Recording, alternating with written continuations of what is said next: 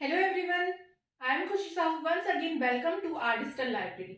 हम लोगों ने कल थर्ड ईयर का कौमार भृत्य सब्जेक्ट स्टार्ट किए थे। उसकी निरुक्ति, परिभाषा, पीडियाट्रिक्स की डेफिनेशन क्या होती है, महत्व और क्षेत्र, ये सब हमने देखे थे। और मैंने स्त्रीरोग यानी गायनिकोलॉजी के भी टॉपिक्स स्टार्ट कर दी हूँ चैनल में। और बाकी थर्ड ईयर के जितने सब्जेक्ट है सबकी प्लेलिस्ट बन चुकी है, वीडियोस अपलोड हो रहे हैं। तो आप चैनल को सब्सक्राइब करें और बेल आइकन को प्रेस करें ताकि आपको समय पर नोटिफिकेशन मिल जाए। आज हम कौमार भृत्य का नेक्स्ट वीडियो देखेंगे जो कि सिलेबस का पॉइंट नंबर 2 है। 1 हम कवर कर चुके ऑलरेडी।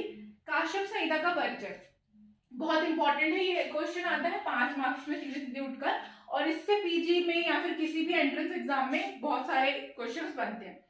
काश्यप संहिता का परिचय में फर्स्ट पॉइंट आता है उपदेष्टा, कि इस संहिता में उपदेश किसने किया, किसने बोला। तो महर्षि काश्यप के वचन थे, जिसका संकलन यानी जिसको संकलन किया, इकट्ठा करने का काम ऋचि पुत्र वृद्धजीवक ने किया। तो ये दो क्वेश्चन बहुत इंपॉर्टेंट है कि उपदेष्टा महर्षि काश्यप है और संकलन करता ऋषि नहीं है, ऋचि पुत्र वृद्धजीवक है। फिर प्रति संस्करण यानी जितने भी बची कुछ चीजों का प्रतिगत संस्करण किसने किया, क्योंकि ये तो थोड़े समय में जाके लुप्त हो गया था। तो इसका जो आगे चलकर ग्रंथ का प्रतिसंस्करण ऋचि पुत्र वृद्धजीवक के वंश में उत्पन्न हुए थे। वात्स ऋषि ने इसका प्रतिसंस्करण किया आनायास नामक यक्ष से। ये बहुत ज्यादा इंपॉर्टेंट क्वेश्चन बनता है कि आनायास नामक यक्ष से वात्स ऋषि ने काश्यप संहिता का प्रतिसंस्करण किया। तो ये तो 3 बहुत इसके इंपॉर्टेंट पॉइंट थे। ये महर्षियों के नाम हमको याद रखने हैं। देन देखते हैं कि काश्यप संहिता के नाम क्या है, पर्याय क्या है हम बोल सकते हैं। तो कल्प स्थान में या कल्प अध्याय में काश्यप संहिता को वृद्धजीवक तंत्र के नाम से बोला गया है। एक क्वेश्चन ये बन गया। और चिकित्सा अध्याय में इसको वृद्ध काश्यप संहिता के नाम से जाना जाता है। तो ये इंपॉर्टेंट पॉइंट थे। अब नेक्स्ट देखते हैं इसका जो समय है, काल है, वो क्या बताया गया है। नेक्स्ट पॉइंट है प्राचीन काश्यप संहिता का जो काल बताया गया है। इसमें बहुत सारे काल है। जो सबसे पहले काश्यप संहिता लिखी गई थी यानी प्राचीन, उसका काल है 6वीं शती ईसा पूर्व से 2वीं शताब्दी तक। तो ये एक क्वेश्चन हो गया। नेक्स्ट है जब वृद्धजीवक द्वारा रचित की गई तो उसका काल था 4वीं से 6वीं शती। और वात्स द्वारा जब काश्यप संहिता लिखी गई तो उसका काल बताया गया 7वीं शती। वर्तमान काश्यप संहिता यानी कि जो अभी हमको अवेलेबल होती है उसका काल बताया गया है 11वीं से 13वीं शती। तो ये वाला क्वेश्चन तो सबसे ज्यादा इंपॉर्टेंट हो गया कि वर्तमान काश्यप संहिता का काल होता है 11वीं से 13वीं शती। अब वर्तमान काश्यप संहिता जो है वो चौखंबा जो है वाराणसी, वहां से प्रकाशित की जाती है। यानी यहाँ से इसकी लिपि प्रकाशित की जाती है चौखंबा वाराणसी से, और ये नेपाल की पांडुलिपि पर बेस्ड होती है। इतने पॉइंट इंपॉर्टेंट थे, शॉर्टकट में आपको ध्यान रखने हैं, नोट्स प्रिपेयर करने हैं। प्राचीन काश्यप संहिता का काल वृद्धजीवक द्वारा वात्स, वर्तमान काश्यप संहिता 11वीं से 13वीं शती, जो कि वर्तमान की काश्यप संहिता चौखंबा वाराणसी से प्रकाशित होती है और नेपाल की पांडुलिपि पर ये बेस्ड होती है। नेक्स्ट बहुत इंपॉर्टेंट क्वेश्चन बनता है कि काश्यप संहिता में कितने स्थान है और टोटल कितने चैप्टर्स हैं। तो काश्यप संहिता में टोटल 9 स्थान बताए गए हैं और टोटल 200 अध्याय हैं। ये एक बहुत ही ज्यादा इंपॉर्टेंट पॉइंट है। टोटल 200 अध्याय हैं। देखिए, सूत्र स्थान, निदान स्थान, विपान स्थान, शारीर, इंद्रिय, चिकित्सा, सिद्धि, कल्प और खिल स्थान। 9वां स्थान है खिल स्थान। जैसे आप चरक संहिता का याद करते हैं आपको उसी सीक्वेंस में याद करना है।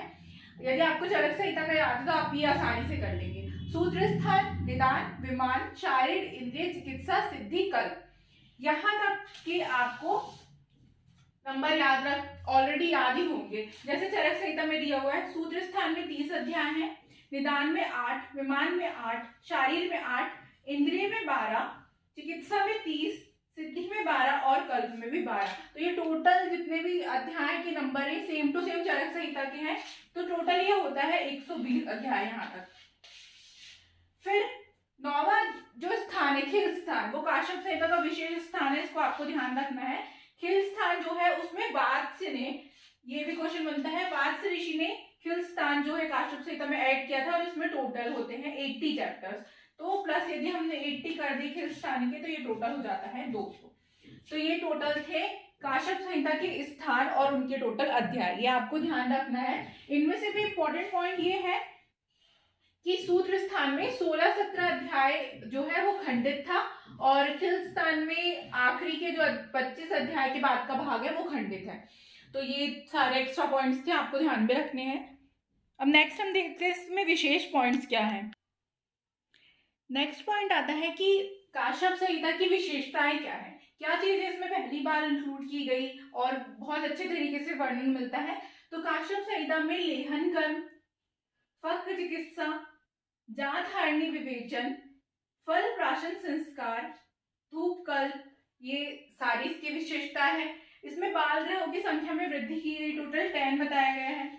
देन दंत जन्म और व्याधि वर्णन सर्वप्रथम काश्यप संहिता में मिलता है, यानी डेंटिशन का वर्णन।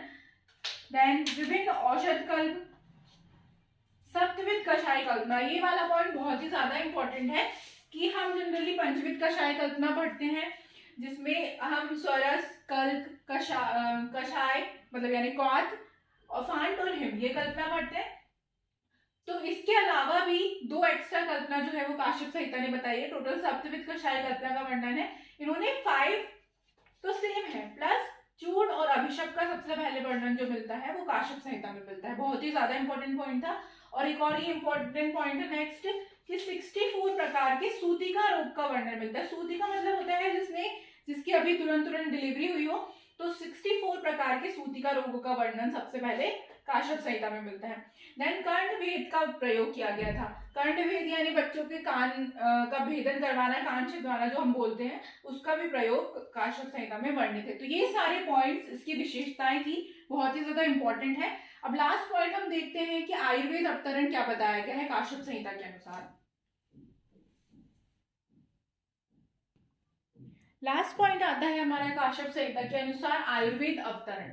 तो आयुर्वेद अवतरण हम विभिन्न मत से पढ़ते हैं, काश्यप संहिता का भी इंपॉर्टेंट है। सबसे पहले ब्रह्मा से दक्ष प्रजापति, दक्ष प्रजापति के बाद ये 2 पार्ट में डिवाइड हो जाता है, एक है अश्विनी कुमार और दूसरा है भास्कर।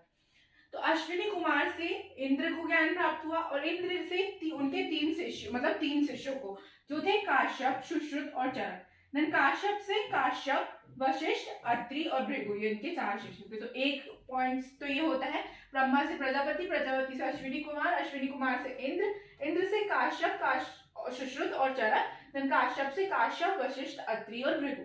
देन दूसरा पॉइंट इसका होता है भास्कर संप्रदाय वाला, भास्कर संप्रदाय, इसमें धन्वंतरी प्रवृत्ति और उनके 16 शिष्य किए गए थे। तो ये था आयुर्वेद अवतरण। यदि जितना भी मैंने आपको फर्स्ट पॉइंट से लेके यहाँ तक एक्सप्लेन की, इतना आप यदि 5 मार्क्स में काश्यप संहिता का परिचय में लिखते हैं तो आपको फुल मार्क्स मिलेंगे और इस तरीके से आप नोट्स प्रिपेयर कर सकते हैं और पीजी के कोई भी क्वेश्चन इसमें से आपको गलत नहीं होंगे।